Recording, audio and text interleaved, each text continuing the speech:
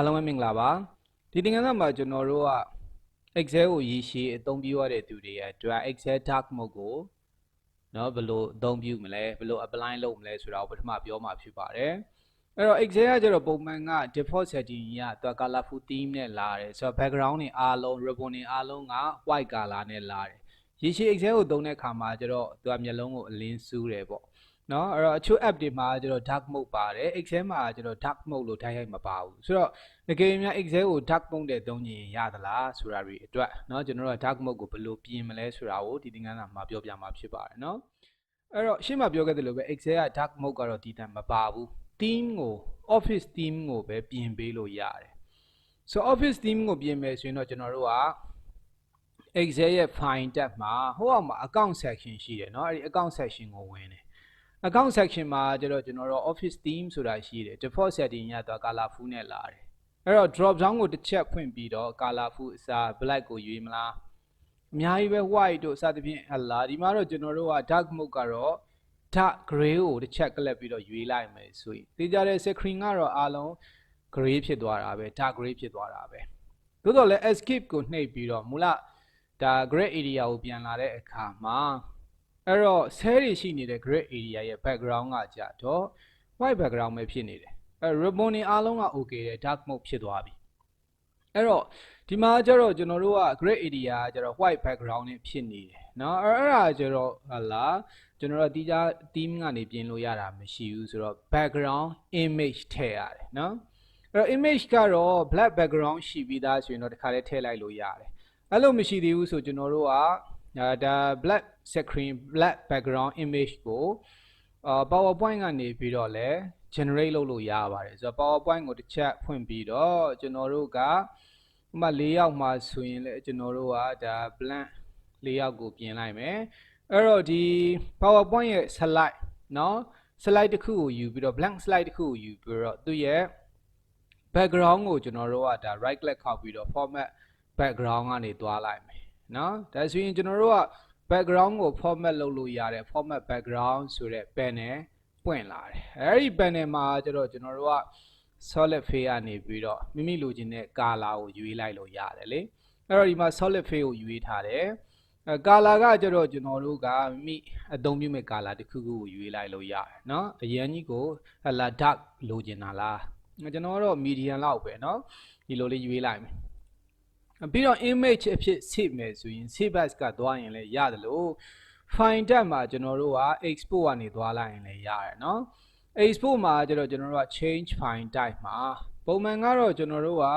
png နဲ့ save လိုက်ရင်လည်းရတယ်လို့အများသုံးကြတဲ့ jpeg file နဲ့လည်း save လို့ရတယ်ဆိုတော့ jpeg ဆိုတဲ့ jpeg ကို double click လိုက်မယ်เนาะပြီးတော့ကျွန်တော်တို့ save မဲ့ location ကိုရွေးပြီးတော့ name လေးတစ်ခုပေး save လို့ပြောလိုက်တာနဲ့ရပြီเนาะဒါဆိုရင်ကျွန်တော်တို့က black image ကရပြီဆိုပါတော့ဒါဆိုရင် Excel ကိုပြန်လာပြီးတော့ background image ထည့်မယ်ဆိုရင်ကျွန်တော်တို့က ribbon မှာ page ၄ရောက် ribbon ကိုဝင်ရတယ် page setup group ရှိပါတယ်သူထဲမှာ background ဆိုတဲ့ command ပါတယ်เนาะအဲ့ဒါလေးကိုတစ်ချက်ကလစ်လိုက်မယ်ဆိုရင်ဒါ file explorer window ကိုဝင်ပေါ့ဗျာအဲ့တော့ကျွန်တော် save ထားတဲ့ဒီ background image ကို selection မှတ် insert လို့ပြောလိုက်တာနဲ့ background ကကျွန်တော်တို့ PowerPoint မှာ generate လုပ်ထားတဲ့ color အတိုင်းပဲတွေ့ရမယ်เนาะဒါဆိုရင် okay သွားပြီလို့ပြောလို့ရတယ်အဲ့တော့ worksheet အသစ်ယူမယ်ဆိုရင်အဲ့အသစ်တိုင်းမှာလိုက်ပြီးတော့ထည့်ဖို့တော့လိုတယ်เนาะအဲ့တော့ကျွန်တော်တို့ကဥပမာဆိုပါတော့ background ကအရင်ကြီးကို dark ဖြစ်တယ်ဆိုရင်တော့ font ကိုကျွန်တော်တို့ white color ပြင်လိုက်လို့ရတယ်เนาะဒါဆိုရင်ပို့လို့ကြည့်ရတာအဆင်ပြေမှာဖြစ်တဲ့အတွက် select all နဲ့ select မှ home ribbon font group မှာ font color ကိုကျွန်တော်တို့ white color ပြင်လိုက်တာနဲ့ဒါဆိုရင်ကျွန်တော်တို့ကဟလာ Excel ကိုဒါဟလာ dark mode နဲ့အသုံးပြုလို့ရတယ် Excel ကိုအချိန်ကြာကြီးအသုံးပြုရတဲ့သူတွေအတွက်အဆင်ပြေပါလိမ့်မယ်နော်အဲ့တော့ဒီလို dark mode ကိုပြင်တာကကျတော့အချို့ကလည်း background image ထည့်တဲ့နေရာမှာ printing မှာပါသလားလို့မေးကြတာရှိတယ်အချို့ကကျတော့လည်း print ထုတ်တဲ့နေရာမှာ Excel မှာဟလာကျွန်တော်တို့ image တစ်ခုခုထည့်ဖို့လိုအပ်တာမျိုးရှိတယ်ဆိုတော့ background image ထည့်လိုက်တာကတော့ printing မှာမပါဘူးကျွန်တော်တို့ဒီမှာ control P ကိုနှိပ်ပြီးတော့ print preview ကြည့်မယ်ဆိုရင်ပို့လို့ထင်ရှားတယ်သူကကျွန်တော်တို့ image တာထည့်ထားတာเนาะpreview ကိုကြည့်လိုက်တော့ printing မှာမပါတာသိကြတယ်အဖြူအောင်ပဲမြင်နေရတာလေ အဲ့ဒီအတွက်ကတော့ကျွန်တော်တို့ကရင်ခါမှာလိုအပ်ချက်အရာlogo မိမိလုပ်ငန်းရဲ့ logo လိုမျိုးအခြား information တစ်ခုခုကို what မှာလို့ watermark ဖြစ်ထည့်နေတာမျိုးဆိုရင်တော့တခြားနည်းလမ်းနဲ့เนาะထည့်လို့ရတယ်အဲ့ဒါကျတော့ကျွန်တော်တို့ကဆိုတော့မူလကျွန်တော်တို့ theme ကိုပြင်လိုက်ရမယ်เนาะအဲ့တော့ကြည့်ရတာပို့လို့ရှင်းအောင် theme ကိုပြင်လိုက်ရမယ်ဆိုရင်တော့ပထမ select all ကို select မှတ်ပြီးတော့ font color ကိုလည်းကျွန်တော်တို့ကမူလ automatic ကိုပြင်ပြီးတော့ပြင်လိုက်မယ် background image ကိုပြင်ပြီးတော့ဖြတ်မယ်ဆိုရင်တော့ page layout ribbon ကိုဝင်ပြီးတော့တို့တော့ background က delete background ဖြစ်သွားပြီเนาะ background ထည့်ထားတဲ့အတွက်အဲ့တော့ page layout group မှာ delete background ကိုနှိပ်လိုက်တဲ့အခါမှာ background image မရှိတော့ဘူး theme ကိုပြင်မယ်ဆိုရင်တော့ file tab မှာ account section ကိုဝင်ပြီးတော့ office theme ကို colorful ကိုပြင်လိုက်တာနဲ့မူလအတိုင်းပဲပြင်ပြီးတော့တွေ့ရမှာဖြစ်ပါတယ်ဟုတ်ပြီရှင်းမှာပြောခဲ့သလိုကျွန်တော်ကလိုအပ်ချက်မျိုးမျိုးရမိမိ logo ကို watermark ဖြစ်ထည့်နေတာမျိုးဆိုရင် what မှာတော့ watermark ပါတယ်လေExcel မှာ watermark မပါဘူးအဲ့ဒီအတွက်ကျွန်တော်တို့ကwatermark ကိုတိုက်ရိုက်ထည့်လို့မရဘူးအဲ့တော့ watermark ဖြစ်ထည့်နေတာမျိုးဆိုရင်တော့ကျွန်တော်တို့ header and footer section ကထည့်ရတယ်နော် header and footer ထည့်မယ်ဆိုရင်တော့ကျွန်တော်တို့ view ribbon ကိုဝင်လိုက်တာပဲနော်အဲ့တော့ဒီမှာ workbook view မှာ page layout view ကိုရွေးအဲ့ page layout ကိုရွေးလိုက်တဲ့အခါမှာ header and footer section မှာပထမကတော့ထိပ်မှာရှိနေတာကheader section အဲ့ဒီ header section မှာကျတော့အပိုင်း၃ပိုင်းရှိတယ်လေเนาะအဲ့တော့ left ရယ် center ရယ် right ရယ်ကျွန်တော်တို့ပုံမှန်ကတော့ဒီအလယ်မှာထည့်လိုက်တာပဲเนาะ image တွေပါတွေထည့်ခြင်းနေဆိုရင်အလယ်မှာထည့်လိုက်တာပဲဆိုတော့အလယ်မှာရှိနေတဲ့ section ကိုကာစာချပြီးတော့header and footer ထည့်မယ်ဆိုရင် header and footer ဆိုတဲ့ ribbon contextual menu ပွင့်လာမယ်เนาะ header and footer မှာကျွန်တော်တို့ကတနည်းအားဖြင့် header section မှာကာစာချလိုက်တာနဲ့ header and footer ဆိုတဲ့ ribbon ပွင့်လာမယ် header and footer elements group ကိုဝင်ပြီးတော့ backchar ထည့်မယ်ဆိုရင်ဒီမှာ backchar เนาะအဲဒီ backchar ကိုတစ်ချက်ကလပ်ပါ file explorer window မှာမိမိလိုချင်တဲ့ image ကိုရွေးအောင်မယ်ဒီမှာတော့ကျွန်တော်တို့က logo ထည့်မယ်ဆိုရင်မိမိ logo selection မှာ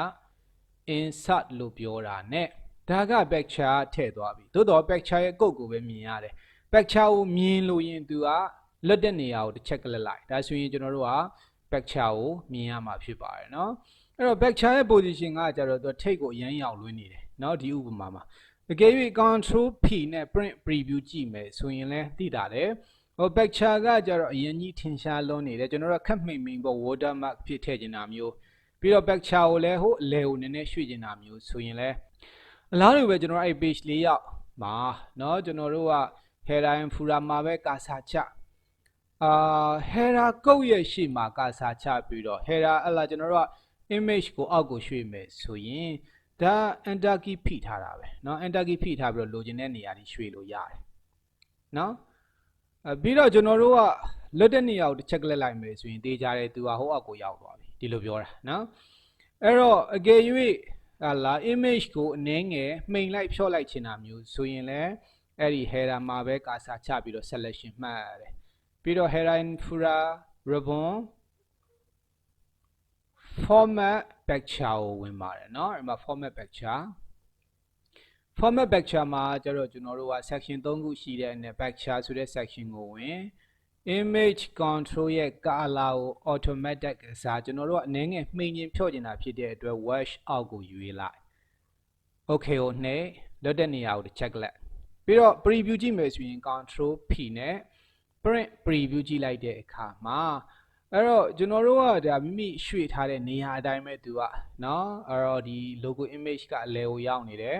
workshop ကိုရွေးထားတာဖြစ်တဲ့အတွက်သူက watermark လို့ခေါ်တဲ့ရေစာအဖြစ်ခက်မှင်ဖြော့ပဲတွေ့ရမယ်ဒါဆိုရင်တော့ print ထုတ်တဲ့နေရာမှာလည်းမိမိရဲ့လုပ်ငန်းရဲ့ logo ကပါသွားမှာဖြစ်ပါတယ်เนาะအဲ့တော့ဒီနည်းနဲ့ကျွန်တော်တို့က header and footer ကိုအသုံးပြုလို့ရပါမယ်ဆိုတော့ဒီသင်ခန်းစာမှာတော့ကျွန်တော်တို့က Excel ရဲ့